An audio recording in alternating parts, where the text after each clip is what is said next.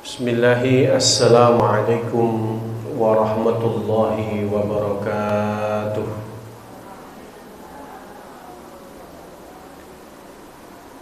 Innal hamdalillahi nahmaduhu wa nasta'inuhu wa nastaghfiruh wa na'udzu billahi min shururi anfusina wa sayyiati a'malina.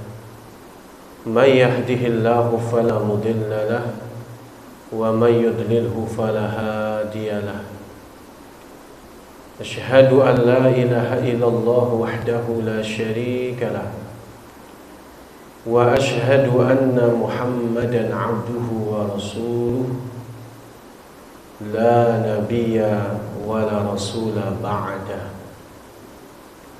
Amma ba'd. Qala Allah tabaraka wa ta'ala, a'udzu billahi minasy syaithanir rajim. Ya ayyuhalladzina amanu taqullaha haqqa tuqatih wa la tamutunna illa wa antum muslimun. Wa qala an-nabiyyu sallallahu alaihi wasallam, ittaqillaha haitsuma kunta wa atbi'is sayyi'atal hasanata tamhuha wa khaliqin nasa bi khuluqin hasan. Jamaah khususan muslimah wa ummahat kajian rutin rumah dakwah yang dirahmati Allah. Alhamdulillah atas karunia yang Allah Ta'ala berikan kepada kita, sehingga pada kesempatan siang menjelang sore hari ini kita dimampukan oleh Allah Subhanahu wa Ta'ala dalam rangka untuk bertolabul ilmi, mencari ilmu yang bermanfaat, dalam rangka bertafakuh fid din, memperdalam agama sebagai bekal bagi kita untuk tatbik, untuk merealisasikan syariah, dalam rangka pula untuk bertawasaw bil haqqi wa tawasaw bis sabr, saling mengingatkan dalam kebaikan dan juga kesabaran. Salawat dan iring salam semoga selalu dihaturkan kepada Nabi kita, Nabi Muhammad sallallahu alaihi wasallam, beserta keluarga beliau, para sahabat, dan seluruh pengikut-pengikut beliau yang senantiasa istiqamah berada di atas sunnah-sunnahnya hingga yaumil qiyamah. Ummahat wa akhwat wa jamaah yang dirahmati Allah, kita akan melanjutkan kajian kitab Riyadhus Shalihin li Imam An-Nawawi. Sampailah kita pada hadis yang ke-1.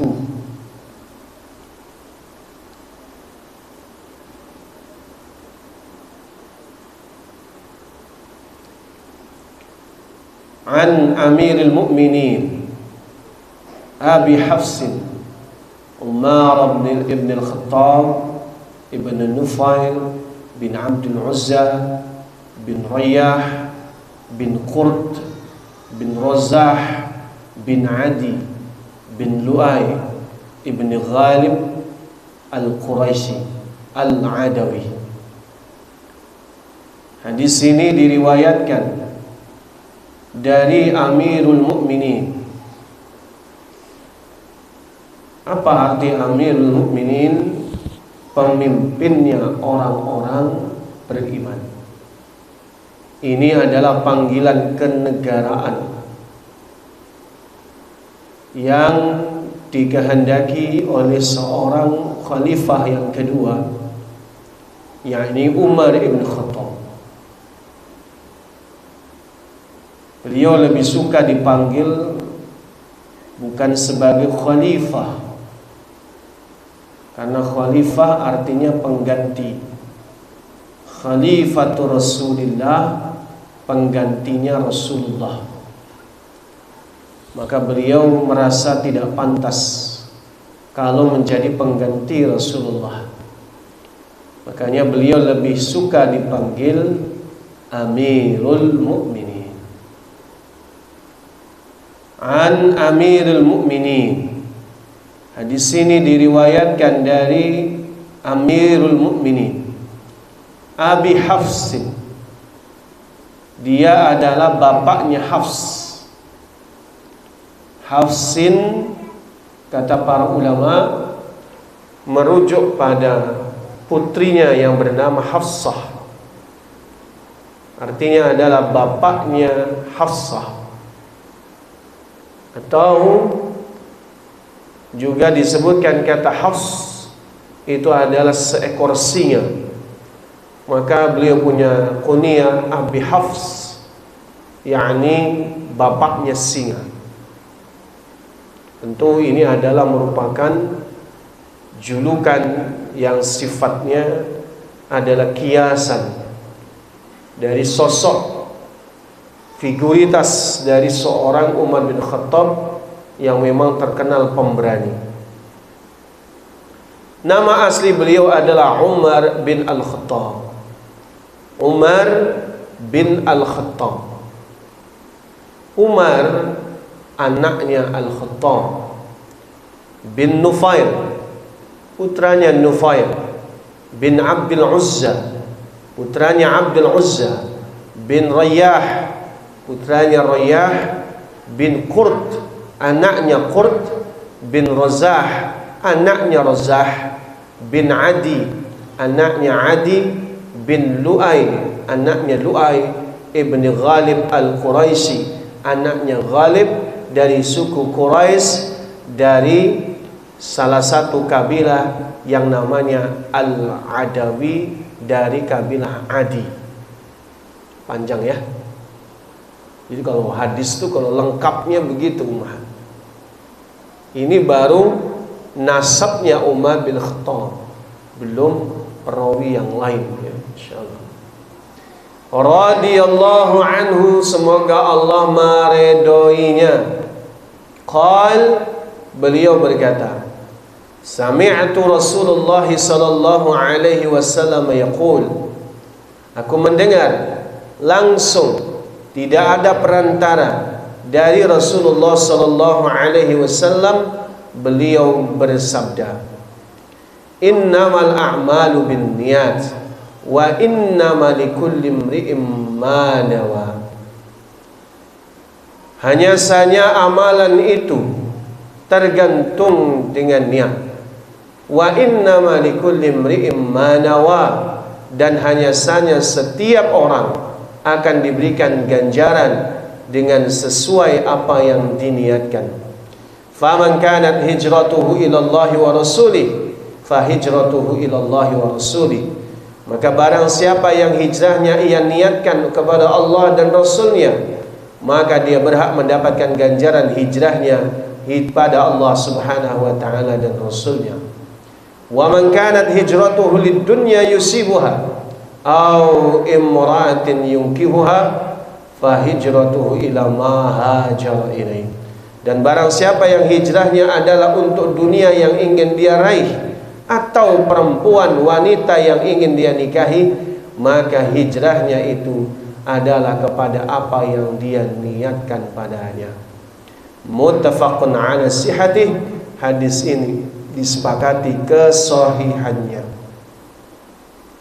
Adapun dua imam muhaddisain, yaitu adalah dua orang ahli hadis atau orang yang meriwayatkan hadis. Yang pertama adalah Abul Husain Muslim bin Al-Hajjaj bin Muslim Al-Qushairi An-Naisaburi radhiyallahu anhuma fi sahihima alladhi huma as-sahhul kitab al-musannifah. Jadi kitab ini atau hadis ini diriwayatkan oleh dua imam besar, Imam Bukhari dan Imam Muslim, yakni salah satunya adalah Abu Al-Husain. Dia punya julukan Abu Husain, nama aslinya adalah Muslim bin Al-Hajjaj bin Al-Qushairi An-Naisaburi, yang sering dikenal dengan Imam Muslim dalam sahih keduanya, dan keduanya adalah merupakan kitab yang paling sahih setelah Al-Quran. Panjang ya, baru dibaca, belum dibahas ya. Kata innama bermakna hanya, sebuah pengecualian. Jadi kalau inna itu sesungguhnya, tapi kalau innama hanya saja, artinya menetapkan sesuatu yang disebut dan mengingkari selain yang disebut itu. Jadi kalau kata innama berarti hanya saja, tidak ada pengecualian dan tidak ada yang lainnya. Menetapkan sesuatu kalimat yang di depannya adalah satu-satunya, hanya saja.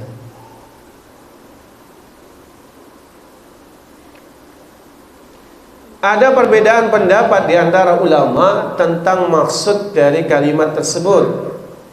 Sebagian memahami bahwa niat sebagai syarat sehingga amal tidak sah tanpa niat. Jadi ketika menyebutkan innamal a'malu bin niat, hanya saja amalan itu tergantung niat. Jadi para ulama beda pendapat di dalam memahami niat ini.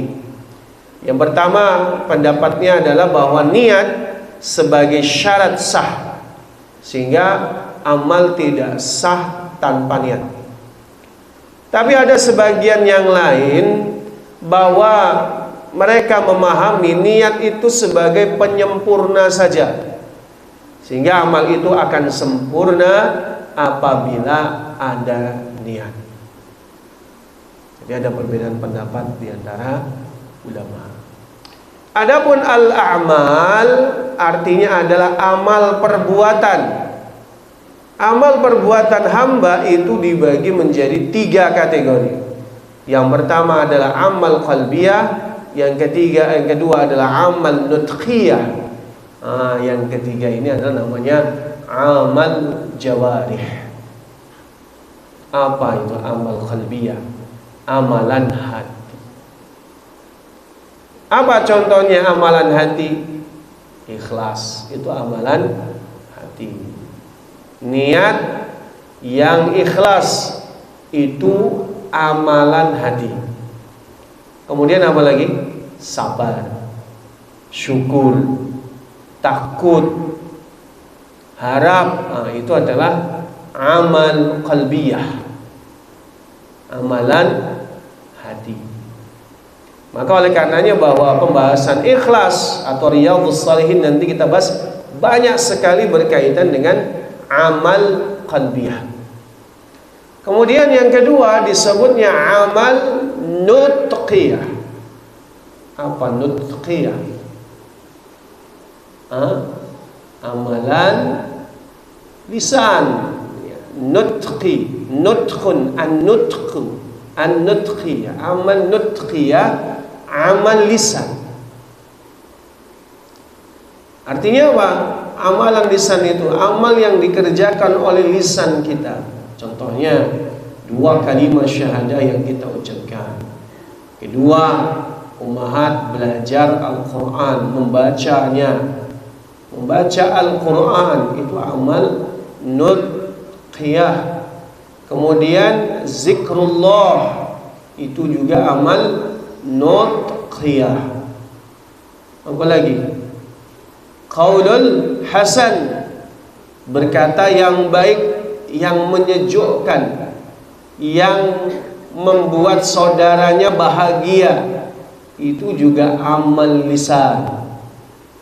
Itu amal lisan, itu amal nutqiyah. Kemudian yang ketiga disebutnya amal jawarih, amalan anggota badan. Jadi kalau amal jawarih meliputi segala banyak aspek. Yang paling kentara itu amal jawarih, itu adalah sholat. Itu sholat itu adalah kumpulan amal jawarih. Ketika kita takbiratul ihram sampai salam, itu adalah satu majmu'ah, suatu kumpulan daripada amal jawarih, amalan anggota badan. Jadi amal perbuatan itu dibagi tiga. Maka kategori innamal a'mal, sisanya saja, atau bisa juga diterjemahkan sesungguhnya amalan itu hanya tergantung niatnya, itu boleh juga. Tapi kalau yang lebih praktis, hanya saja amalan itu bergantung pada niatnya. Jadi al-amal, ingat kalimatnya al-amal, kembali kepada tiga amalan perbuatan tersebut. Niat itu memang sengaja harus dihadirkan dalam hati.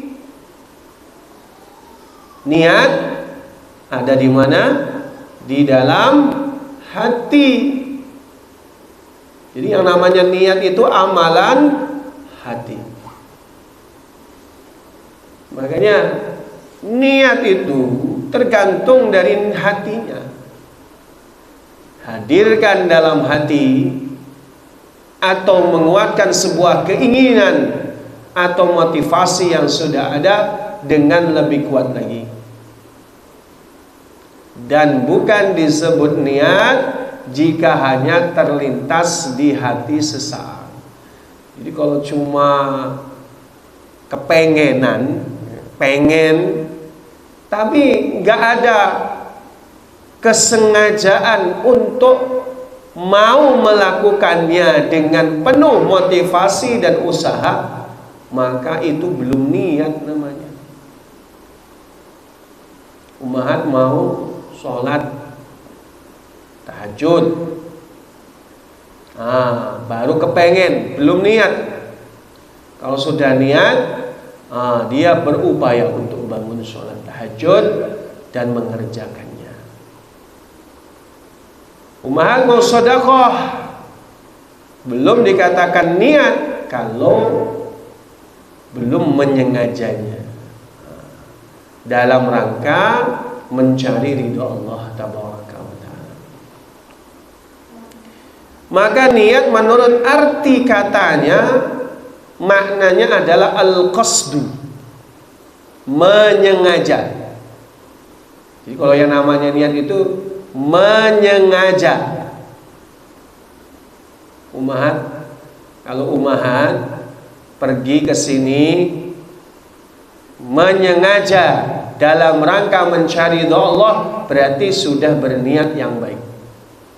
Tapi kalau ummahat belum menyengajanya untuk mencari ridha Allah, berarti belum niat yang baik. Ya. Jadi niat itu adalah al-qasdu.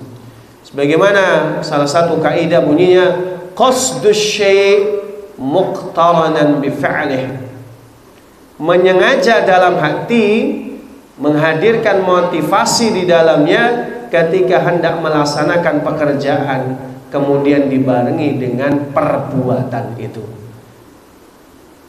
Nah, jangan bingung ya. Jadi kalau urusan niat ini ada menyengaja diri. Artinya dia harus ada upaya. Baik atau buruknya niat seseorang akan berpengaruh pada baik atau rusaknya sebuah perbuatan. Jadi di antara tiga amalan ummahat, ada amalan hati, amalan lisan, dan amal perbuatan badan. Maka yang paling penting dan paling berpengaruh itu adalah namanya amalan hati. Dan niat itu baik atau buruknya sangat berpengaruh dengan baik buruknya amal perbuatan itu.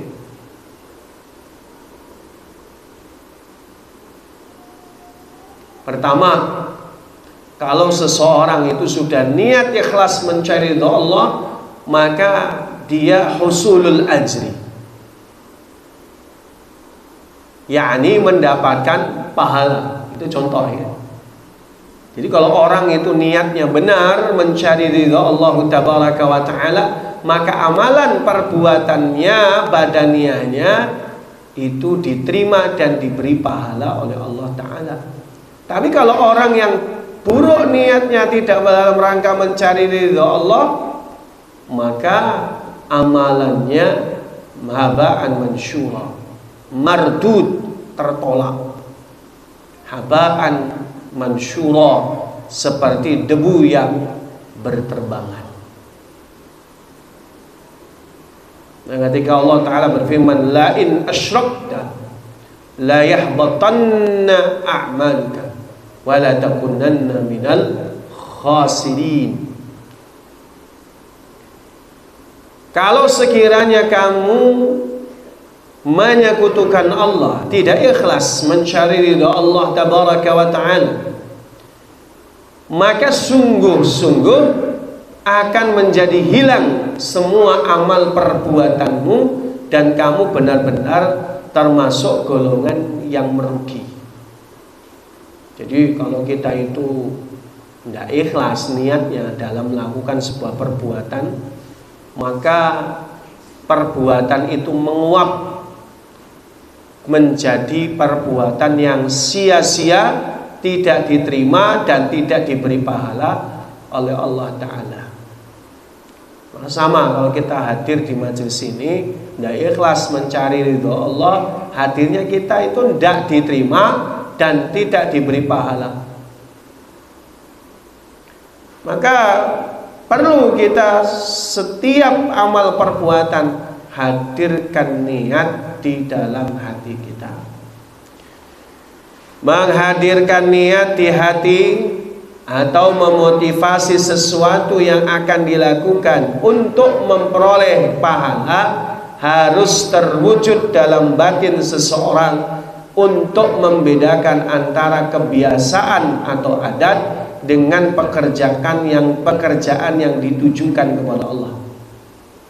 Jadi menghadirkan niat di hati itu menjadi pembeda antara sebuah kebiasaan atau itu adalah amal perbuatan yang ditujukan kepada Allah. Misal ummahat itu masak itu belum tentu loh untuk Allah tabaraka wa ta'ala dalam rangka mencari ridha Allah. Masaknya ibu belum tentu itu adalah berpahala. Bisa jadi karena memang hanya sekedar memang itu adalah aktivitas kebiasaan sehari-hari. Kedua, bisa jadi untuk ya hanya mencari ridho suaminya saja tanpa ada embel-embel mencari ridho Allah, bisa. Dan kalau itu kenyataannya belum tentu berpahala. Orang dapat musibah, ketika dia dapat musibah, dia bersabar. Bersabar itu belum tentu sabarnya untuk Allah, belum tentu. Maka tadi kita katakan, kalau seseorang itu sabarnya untuk mencari ridha Allah, maka sabarnya bisa menggugurkan dosa dan menambah pahala. Tapi kalau dia dapat musibah, dia tahan, tidak ngeluh, tapi bukan karena Allah, maka ya sabarnya itu tidak diterima. Sabarnya itu tidak memberikan pahala. Bisa jadi amal ibadah yang dikerjakan seperti sholat, puasa di bulan Ramadan atau puasa sunnah yang lain, itu dikerjakan cuma karena itulah habit atau itulah yang namanya kebiasaan saja, adat saja. Maka hati-hati. Ada seorang ulama menggunakan sebuah kaidah, ibadatul ghaflah adat wa adatul yaqdhah ibadat. Ini umahat penting banget pembahasan kita. Ibadatul ghaflah, ibadahnya orang yang lalai adatun, cuma dicatat sebagai kebiasaan saja, belum tentu pahala. Orang datang bulan Ramadan itu ada mana banyak orang kemudian persiapan untuk puasa bareng. Ingat baik-baik bahwa puasanya itu belum tentu karena Allah kalau dia tidak niatkan untuk Allah tabaraka wa ta'ala. Bisa jadi dia puasa hanya karena memang yang lain puasa, dia nggak enak kalau nggak puasa. Maka puasa orang yang niatkan dirinya karena Allah dengan orang yang puasa karena nggak enak, maka nilainya berbeda. Jadi dikatakan wa innama likulli imri'in ma nawa, dan hanya saja setiap orang itu akan mendapatkan ganjaran sesuai dengan yang diniatkannya. Kita kesini umahat, datang ke kajian, ya, atau mungkin yang sedang menyaksikan secara online. Kalau itu hanya karena ndak enak sama orang, ndak enak sama temen, ndak enak sama gurunya, hati-hati, belum diterima oleh Allah, belum tentu berpahala di sisi Allah. Jadi bagaimana seharusnya? Niatkan karena Allah. Saya datang ke kajian rumah dakwah lillahi ta'ala, untuk Allah subhanahu wa ta'ala, walaupun tidak dilafazkan, tapi kita niatkan dalam hati kita, bismillah, lillahi ta'ala. Makanya ini sangat berpengaruh pada baik buruknya perbuatan kita. Jadi ibadahnya orang yang lalai dari zikrullah, tidak niat karena Allah Ta'ala, hanya dicatat kebiasaan. Wa adatul yaqdhah ibadat, sedangkan adat, kebiasaan orang yang selalu ingat kepada Allah untuk menghadirkan niat, dicatat ibadah. Tuh luar biasa. Jadi bagi orang yang selalu ingat sama Allah, kebiasaannya saja itu bernilai ibadah. Makannya ibadah, minumnya ibadah, tidur ya ibadah, semuanya itu ibadah. Kapan bisa seperti itu? Diniatkan dalam rangka mencari ridho Allah. Ummahat makan, niatkan karena Allah. Gimana makan niat karena Allah? Niatkan makan yang kita, makanan yang kita makan itu menanggakkan punggung kita, lambung kita, untuk bisa mendirikan ibadah, maka makannya juga bernilai ibadah. Luar biasa, umat. Nah, tadi kita katakan makan dan minum itu kebutuhan kita loh sebagai manusia untuk bertahan hidup. Tapi kalau diniatkan untuk menegakkan ibadah kepada Allah Tabaraka wa Ta'ala, maka setiap suapan yang kita masukkan ke dalam mulut kita nilainya ibadah. Tidur itu ibadah. Kapan tidur bernilai ibadah? Ketika tidurnya diniatkan untuk istirahat sehingga nanti bisa bangun menegakkan ibadah kepada Allah, maka tidurnya bernilai ibadah. Kalau tidur di majelis ibadah enggak? Tapi kalau dia kecapean, lelah, ya, sudah ditahan-tahan matanya berat, sudah minta sama Allah, ya Allah jangan ngantuk, tapi Allah kirim ngantuk, ya itu bisa bernilai ibadah. Cuma ya harus usaha dulu. Kalau ngantuk wudu, karena kadang ngantuk itu juga bernilai ibadah dan pertolongan kepada Allah, ya. tergantung situasi dan kondisinya. Jadi kalau di majelis ngantuk, usahakan jangan tidur, tahan. Kalau nggak bisa tahan, cari gimana caranya nggak tidur. Boleh wudu, boleh apa lagi? Lari, lari kejauhan. Olahraga sedikit, ya, peregangan silakan. Apa lagi? Ya obatnya tidur apa? Obatnya ngantuk. Makan, masya Allah. Ya nggak mungkin makan sambil tidur, nggak mungkin. Tapi habis makan tidur lagi, nah, ini masalah. Nah, ibadah. Jadi kalau kita makan atau tidur, diniatkan untuk mencari Allah, ya, tahan. Kita Allah. Lanjut, masih banyak pembahasan kita. Wa innamal likulli imri'in ma nawa, dan setiap orang hanya mendapatkan sesuai niatnya. Lihat.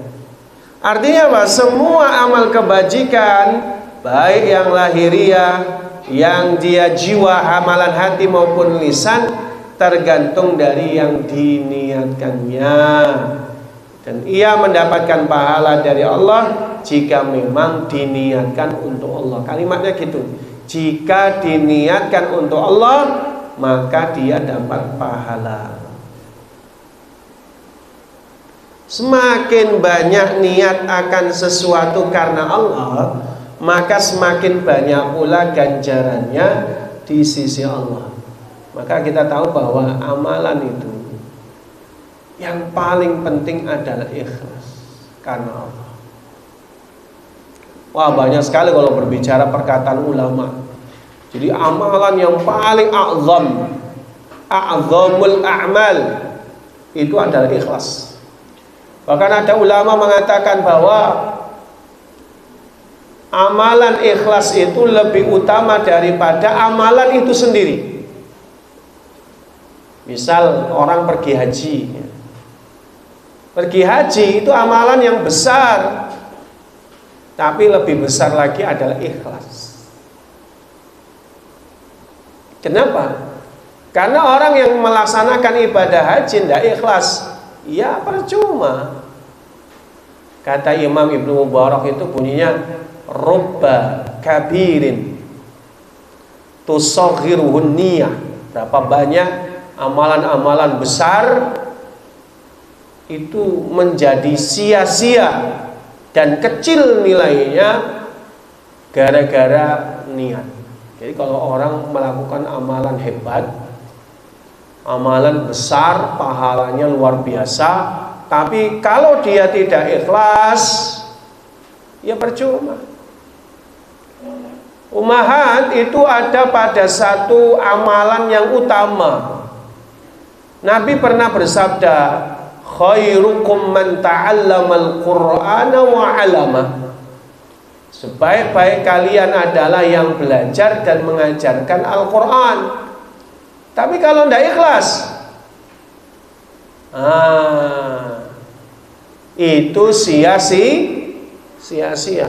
Bahkan di dalam hadis riwayat Imam Muslim itu disebutkan banyak orang-orang yang nanti dipanggil oleh Allah. Ada 3 golongan. Salah satu diantara yang pertama adalah qari muallimul Quran, orang yang pandai membaca Quran dan pinter tentang Al-Quran. Allah panggil, ya, apa yang kau gunakan dari nikmat yang telah kuberikan? Maka orang itu mengatakan, saya gunakan seluruh nikmat atas jalanmu ya Allah, belajar mengajarkan Al-Quran, membaca Al-Quran. Apa yang Allah firmankan? Kadzabta, kau dusta.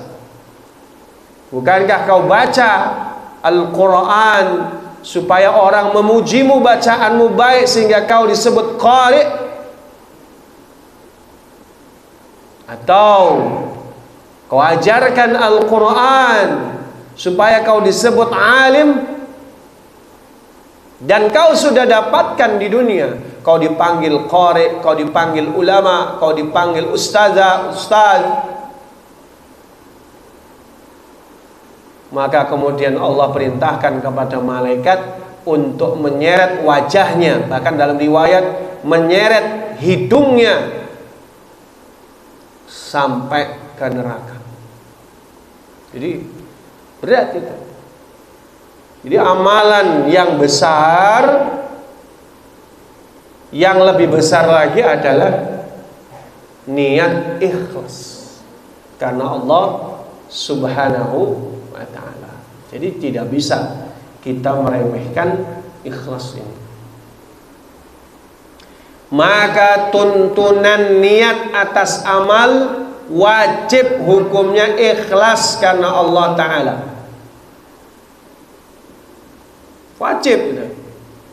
Jadi konsekuensinya itu bukan kalau nggak ikhlas nggak diterima aja, enggak. Konsekuensinya orang yang nggak ikhlas dihukum Allah. Tadi hadisnya. Jadi kalau orang nggak ikhlas, bukan hanya nggak diterima amalnya, diancam azab.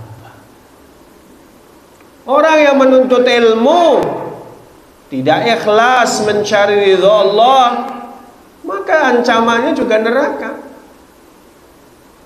Jadi ikhlas itu hukumnya wajib bagi kita, semuanya wajib ya. Tidak boleh bagi kita melalaikannya. Jadi apa? Ikhlas wajib dalam setiap amalan kita. Ketika niat diharuskan dalam setiap aktivitas apapun, di situ pula niat harus diiringi dengan ikhlas dalam bentuk apapun. Dengan demikian niat karena Allah dan ikhlas karena Allah tidak dapat dipisahkan. Ya niat itu ya ikhlas gitu. Karena nggak ada lagi niat itu kecuali harus ikhlas karena Allah Subhanahu wa ta'ala.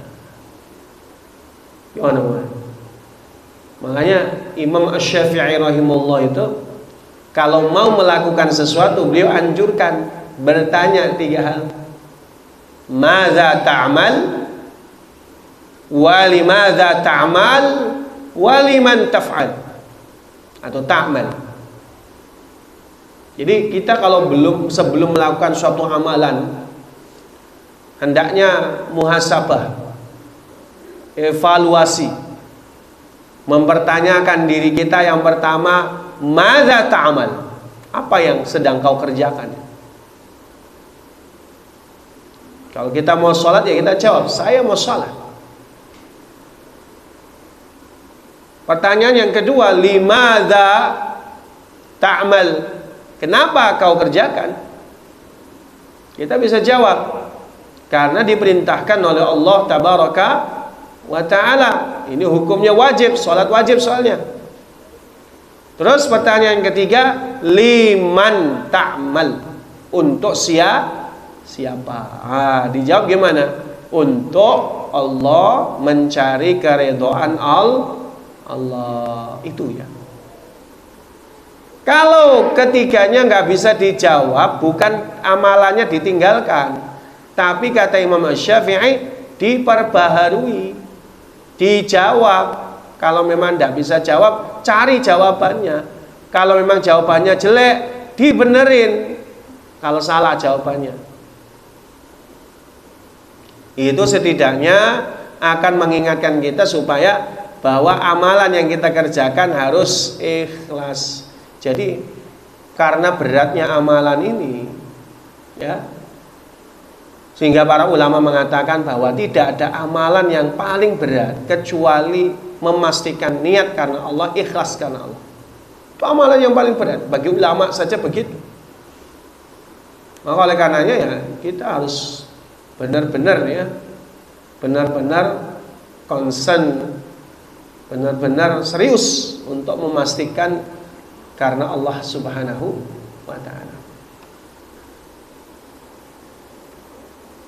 Kemudian Imam Ibnu Qayyim pernah berkata, perbuatan baik yang tidak diiringi oleh keikhlasan maka ia tak manfaat.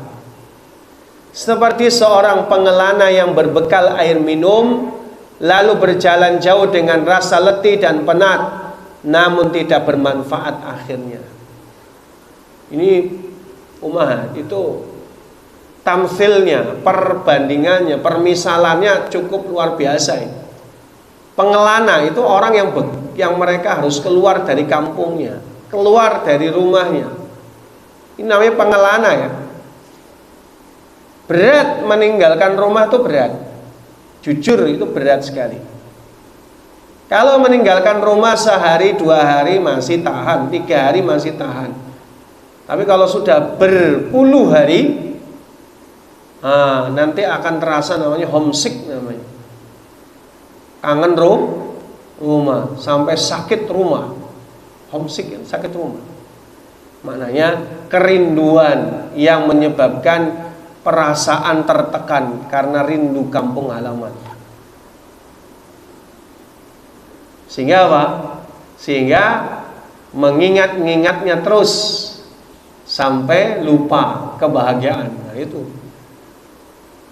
Nah pengelana itu berat. Keluar dari rumah itu berat. Berat. Apalagi berjalan jauh, pasti letih, pasti penat. Tapi perjalanannya enggak manfaat, itu loh masalahnya. Berat. Sudah keluar dari rumah, berkelana enggak tujuan, nah itu berat lagi. Enggak manfaat. Ya setidaknya kalau kita mau pergi jauh kan ada alasannya kan. Kalau ada alasannya, ada tujuan yang manfaat, itu niscaya yang jauh jadi dekat, terasa dekat. Tapi kalau cuma jalan lontang-lantung nggak ngerti tujuan, nggak manfaat itu, maka pasti perjalanan itu meletihkan, membuat diri kita penat dan bosan. Ada orang susah payah mengerjakan suatu amal soleh, dia berkorban waktu, berkorban tenaga, berkorban harta, tapi nggak dapat apa-apa, kan rugi gitu loh. Datang ke kajian, dari rumah ke kajian sekian puluh kilo kan gitu. Lalu kemudian korban apa lagi? Korban waktu kan, jelas. Ini jam 2 atau setengah 2, enaknya tidur, tapi nggak boleh tidur. Kajian. Apa lagi? Korban tenaga, jelas tenaga mesti dikorbankan. Fisik, hadirnya fisik menghabiskan energi juga. Kemudian apa? Harta, uang. Untuk sampai ke sini berapa bensin yang dikeluarkan kan gitu. Itu juga berkorban harta. Tapi kalau tidak ikhlas, 3 pengorbanan tadi jadi sia-sia, rugi gitu loh, rugi. Jadi makanya kalau kita misalnya melakukan suatu amalan, mengajarkan Al-Quran, belajar Al-Quran, ini amalan hebat. Tapi jangan sekedar melakukan kebiasaan. Coba niatkan, kembali niatkan, evaluasi niatnya, karena Allah Subhanahu wa ta'ala. Apa sih tandanya orang yang ikhlas itu? Tandanya orang ikhlas itu tidak butuh pujian, tidak butuh penghargaan, dipuji, dihargai ataupun tidak mengganggu amalannya. Ya, jadi mau dipuji, mau enggak, dia tetap jalan karena Allah Subhanahu wa ta'ala. Dihina, tapi dia yakin karena Allah, tetap jalan. Ada orang nyinyir, tapi karena memang karena Allahu Jalla wa'ala, tetap jalan. Itu orang ikhlas. Jadi mau ada pujian atau celaan, tapi kalau memang dia itu lakukan sesuai dengan kaidah syariah dan tidak bertentangan, dan itu adalah dalam koridor yang diridhoi Allah, maka kerjakan. Itu orang ikhlas. Yang kedua, tidak beda antara sir dan alaniyah. Orang yang ikhlas itu nggak beda antara dia sedang sendiri dengan orang lain. Nggak beda. Lagi sendiri amalannya bagus, lagi bersama manusia yang lain amalannya juga tetap bagus. Bahkan untuk kondisi tertentu dia sembunyikan amalannya. Dia sembunyikan itu. Itu orang ikhlas. Jadi antara yang sembunyi, antara yang nampak, itu sama. Itu tanda kita ikhlas. Kemudian apa lagi tanda keikhlasan? Tanda keikhlasan yang berikutnya, ini yang paling kentara, istiqamah. Ikhlas. Orang yang ikhlas itu istiqamah. Allah akan berikan kepadanya kekuatan untuk melaksanakan kebaikan setelahnya. Ya tadi kita katakan orang yang ikhlas itu in ajriya illa Allah, pahalanya disandarkan kepada Allah tabaraka wa taala, pahala yang tertinggi. Ya, tapi kalau kita mau lihat ciri-ciri ini ya untuk muhasabah diri kita saja. Tidak perlu menilai orang lain. Tadi kita katakan tanda-tanda itu adalah untuk diri kita sendiri, evaluasi diri kita. Karena yang tahu ikhlas atau tidak hanyalah Allah Subhanahu wa taala. Kita sendiri itu belum tentu dan belum bisa menentukan kita ini sudah ikhlas atau belum. Bahkan kata para ulama bahwa orang yang ikhlas itu tidak akan pernah ngaku dia ikhlas. Orang yang dia mengaku ikhlas, maka perlu dia perbaiki keikhlasannya. Banyak ya amalan kayak gitu. Ada orang yang istighfar, tapi dia perlu istighfar dari istighfarnya. Pusing nggak, Bu? Enggak ya? Karena kadang orang yang ada yang astagfirullah, astagfirullah, tapi lagi maksiat, ada aja itu. Maka dia perlu istighfar dari istighfarnya. Kalau ada orang yang ngaku ikhlas, kata para ulama, dia harus perbaiki keikhlasannya. Kata ulama, ada seorang nama ulama besar, Imam mazhab Syafi'i, ulama hadis, gurunya Imam Bukhari. Dia namanya adalah Imam Ibrahim Ad-Dastawai. Imam Ibrahim Ad-Dastawai itu pernah mengatakan bahwa aku melakukan sebuah perjalanan untuk mencari hadis dengan tingkat kesusahan menjangkau para perawi hadis itu. Tapi tidak ada satupun perjalananku yang aku pastikan sudah ikhlas. Ulama besar ini. Seorang ulama besar saja tidak bisa memastikan beliau itu ikhlas. Padahal kalau dari perkataan murid-muridnya, maka murid-muridnya berkata, termasuk Imam Bukhari berkata, tidak kutemukan orang yang paling ikhlas di dunia ini kecuali guru kami, yaitu Imam Ibrahim Ad-Dastawai. Coba. Jadi makanya tidak ada orang yang ikhlas itu benar-benar ngaku dia sudah ikhlas. Jadi kita tuh pokoknya evaluasi kepada diri kita sajalah. Jadi seseorang kalau tidak ikhlas, ya tidak perlu kita nilai, kita orang luar, karena orang urusan ikhlas itu urusan hati soalnya. Dan hati itu yang tahu hanyalah Allah Subhanahu wa taala. Maka oleh karena itu, bagi seorang dai, seorang muallim, ustazah, ustaz, makna ikhlas itu ketika ia mengarahkan perkataannya, perbuatannya, jihadnya hanya untuk Allah, mengharap ridhonya dan kebaikan pahalanya tanpa melihat pada kekayaan dunia, tampilan, kedudukan, sebutan, kemajuan atau kemunduran. Ini kadang-kadang yang level dai, da'iyah, mu'alim, mu'alimah, ustazah, ustaz, kadang juga terjebak dalam sektoral amaliyah berkaitan dengan lembaga institusinya, sehingga kadang-kadang lupa dengan tujuan mencari ridho Allah. Kita tidak katakan bahwa tidak boleh mengambil itu dari hal-hal dunia, tidak. Yang penting jangan jadi tujuan utama. Itu tuh tinggal apa sih kita katakan akan mengiringinya. Jangan jadi tujuan dasar. Maka rumah dakwah kita, alhamdulillah, untuk menghadirkan keikhlasan niat, punya program gratis. Itu alhamdulillah.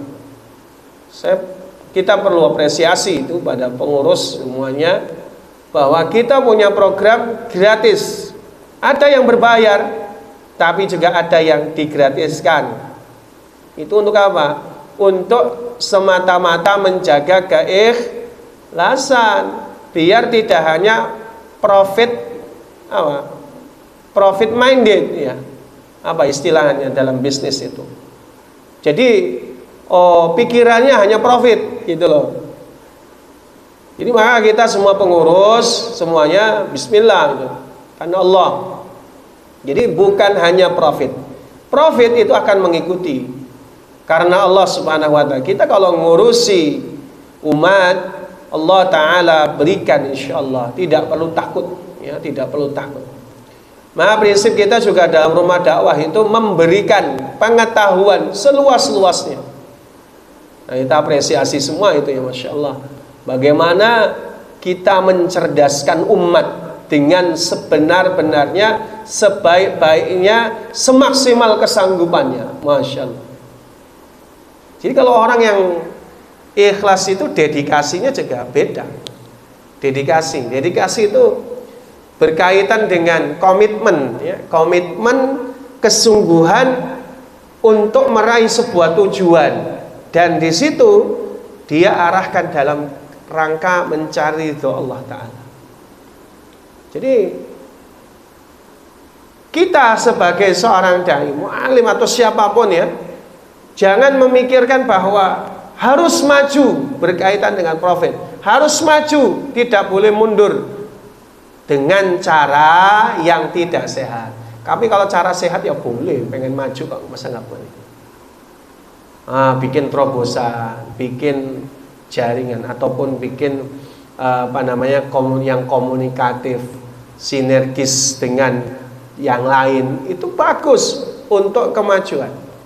Tapi ingat, jangan dengan yang tidak sehat. Apa sih yang nggak sehat itu?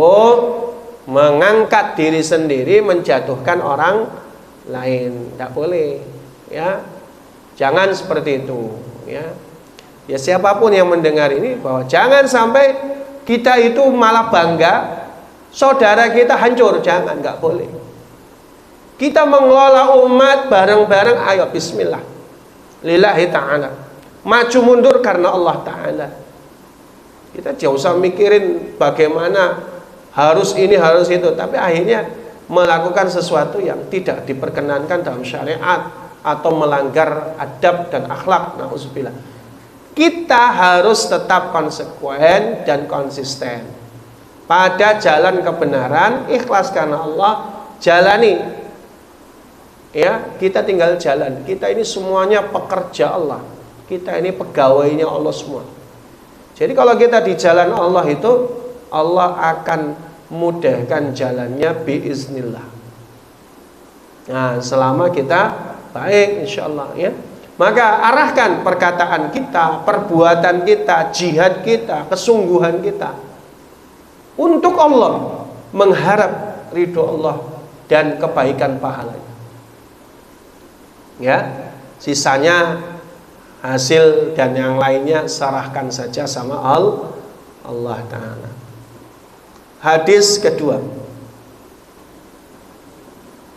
wa an ummil mu'minin Ummi Abdullah Aisyata radhiyallahu anha qalat. Hadis ini yang kedua diriwayatkan dari Ummul Mukminin. Siapa Ummul Mukminin? Ibunya orang beriman.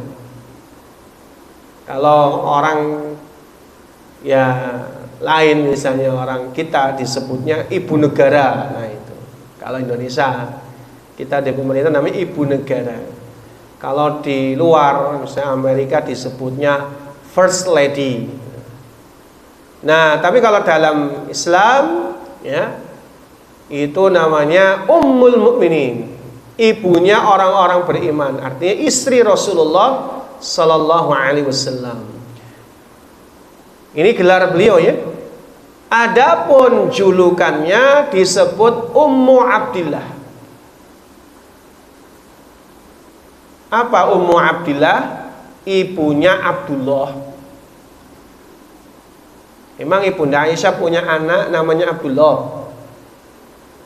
Kan kalau ummahat punya anak Abdullah berarti disebutnya Ummu Abdullah.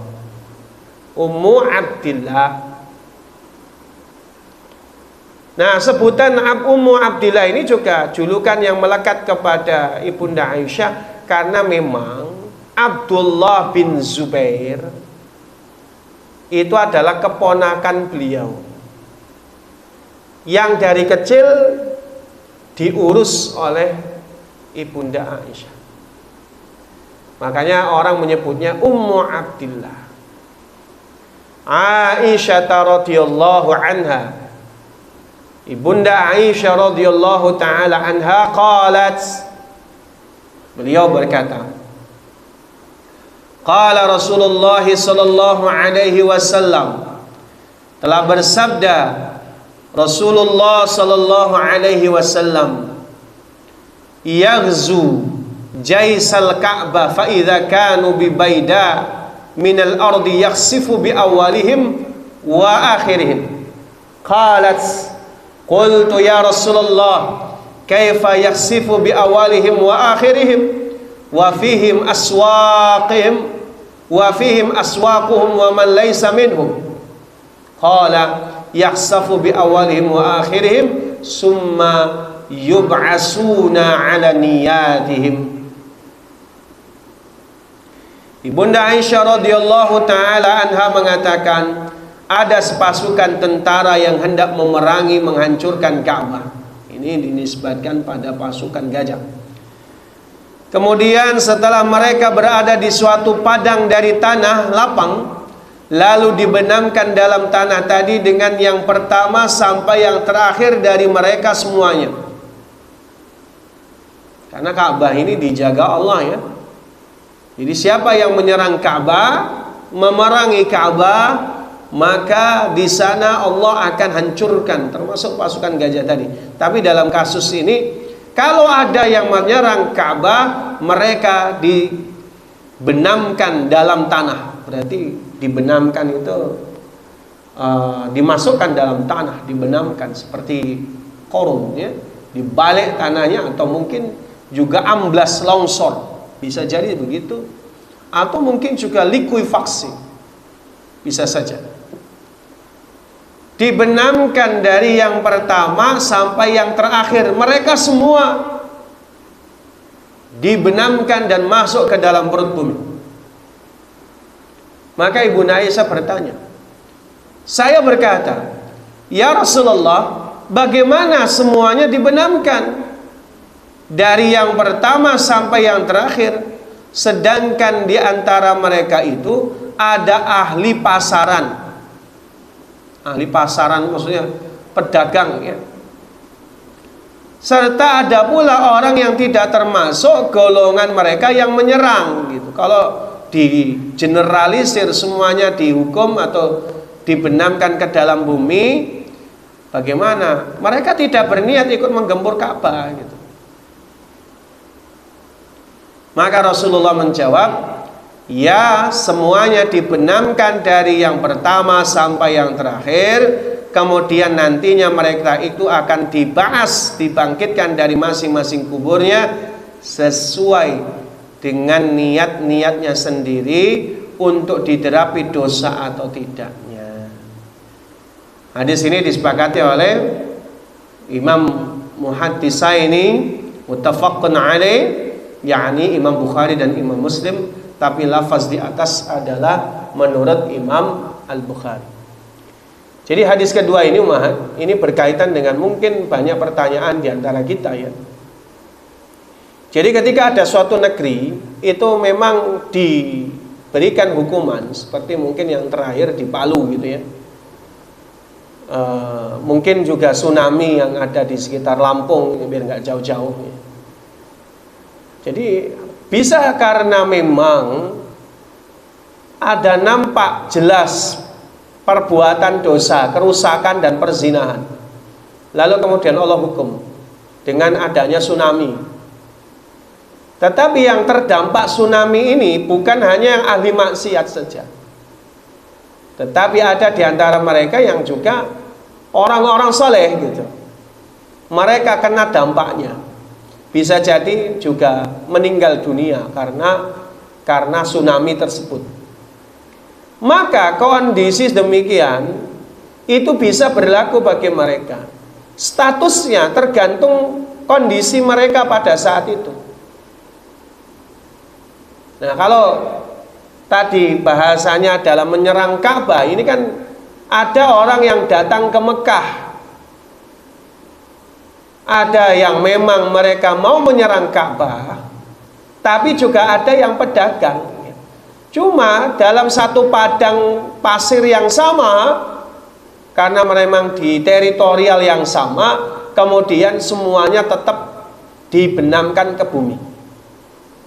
Maka kondisi demikian tergantung kondisi niat mereka masing-masing. Makanya ada satu firman Allah bunyinya, a'udzubillahi minasyaitonirrajim, wattaqu fitnatal la tusibannal ladzina zalamu minkum khassah. Hendaklah takut ketika Allah tabaraka wa taala memberikan musibah kepada bukan kepada orang-orang yang zalim berbuat maksiat saja. Artinya apa? Artinya orang-orang soleh di dalamnya juga ikut kena dampaknya. Maka kondisi begini tergantung niat. Makanya penting kita itu setiap hari, setiap waktu memperbaiki niat kita dalam setiap kondisi. Karena Allah Subhanahu wa ta'ala, salah satu diantaranya dengan zikir kepada Allah Ta'ala itu menyebabkan kita juga karena Allah Ta'ala minimal zikir. Jangan sampai ya kita lalai dari itu. Dan kita kelak akan dibangkitkan berdasarkan niat kita masing-masing. Ya. Orang misal kalau secara individu ya, na'udzubillah ada orang jalan bawa motor, terus tiba-tiba ada tersapu mobil sehingga meninggal di tempat. Maka itu juga tergantung niat masing-masing. Dia dalam rangka apa itu? Makanya tadi sebelum apa-apa, melakukan apa-apa, niat karena Allah. Umahat ke pasar, niat karena Allah. Umahat kemanapun, niat karena Allah. Biar apa? Biar tercatat karena Allah Subhanahu wa ta'ala. Ya Allah, waktu jualah ya yang sangat terbatas, karena memang salat asar kita sangat dekat ya.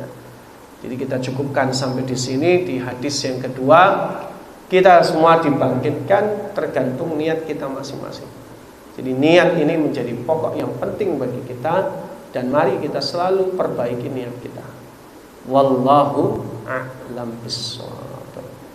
Waktu dan tempat kami kembalikan kepada Raisatul Jalasah. Tafadhol.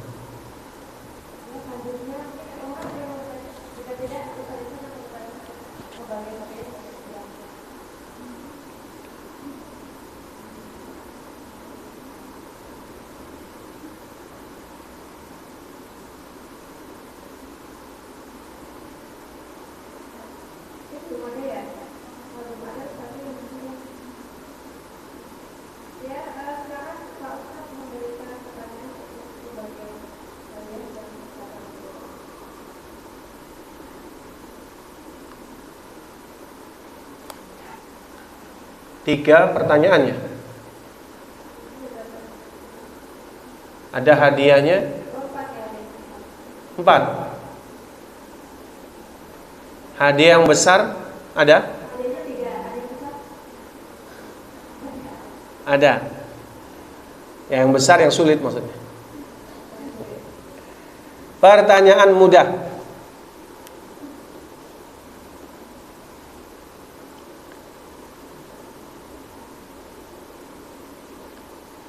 Yang pertama,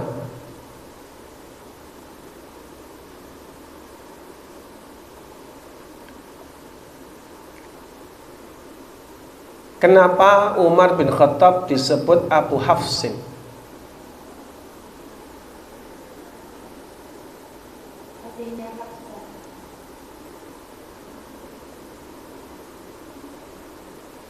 Kenapa? Abinya Hafsah. Dan ada 2 kemungkinan.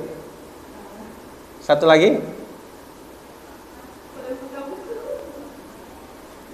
Betul, abinya Hafsah. Satu lagi. Kemungkinan yang kedua.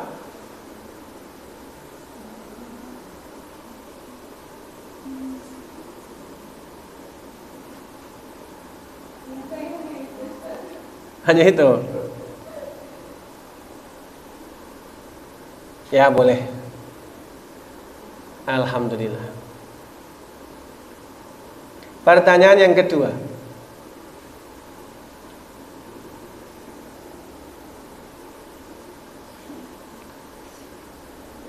Apa maksud dari niat? Apa arti niat itu?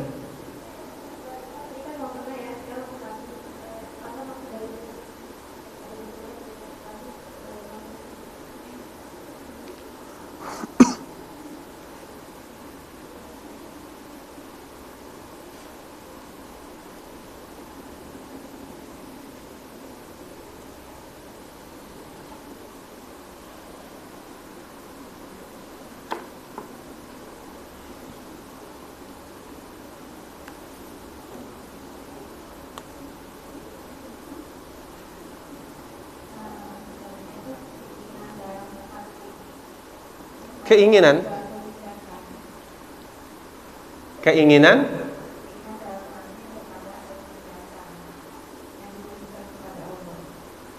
Hanya keinginan.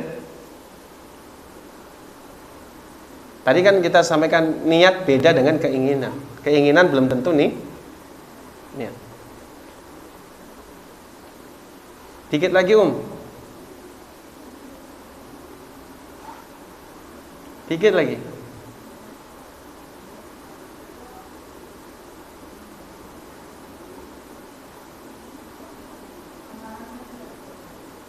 Apa itu niat?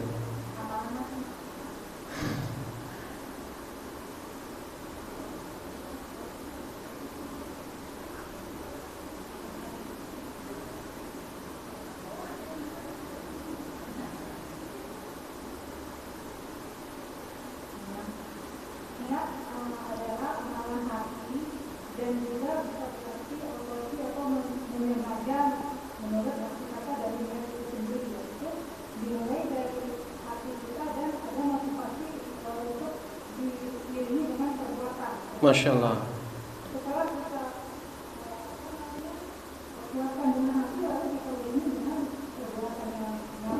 Masya Allah, barakallah fiki. Ahsanti. Sadaqti. Sahih. Pertanyaan yang ketiga. Ada 4 ya? Oh, 3. Satu lagi. Ini penting. Jelaskan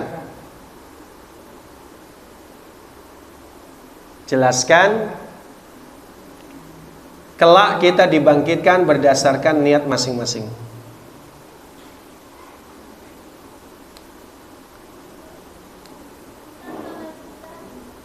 Jelaskan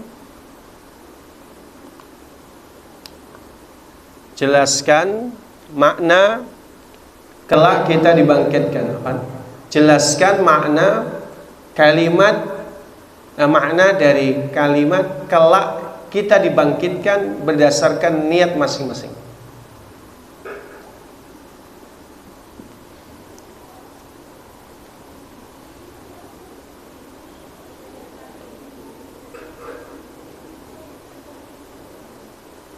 Assalamualaikum, saya mencoba menjawab.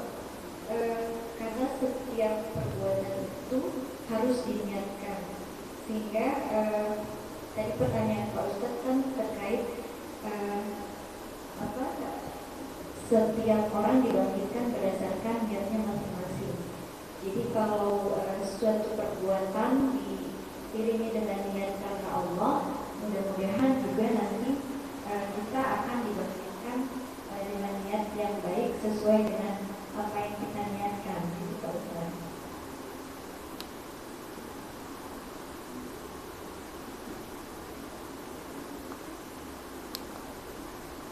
Taib.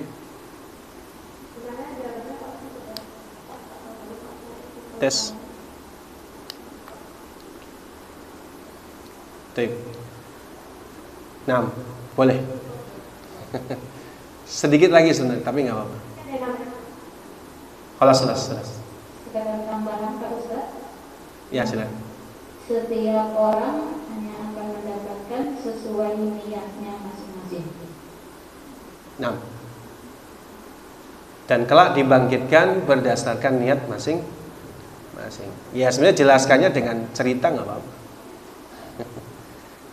Jadi masing-masing kita akan dibangkitkan berdasarkan niat masing-masing. Tapi sudah benar poinnya bahwa kita harus meniatkan dalam setiap perbuatan karena Allah Subhanahu Wa Taala. Allah alam bisawab.